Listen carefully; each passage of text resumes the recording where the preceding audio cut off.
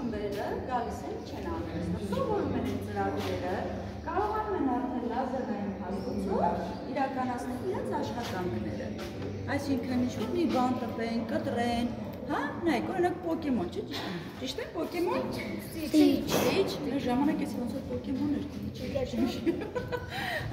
Մի խոսքով,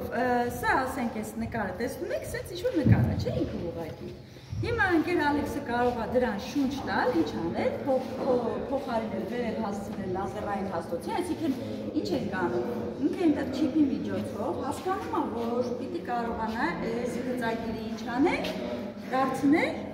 կտրված փայտե աշխատանք, հա, ու ինքը աշխատում է, մարդու նման ռոբոտի նման աշխատում է։ Մինչև ընկեր Ալեքսը այդ կանիկը տեսնենք ինչ է անում, եկեք մի հատ էս բաժիններ ներկայացնենք, որ հասկանանք ինչ է նշանակում մեխանիկայի բաժին։ Մեխանիկայի բաժինն է իրանից ներկայացման հատված, որտեղ սովորողները գալիս են աշխատում են տարբեր մեխանիկական գործիքների հետ։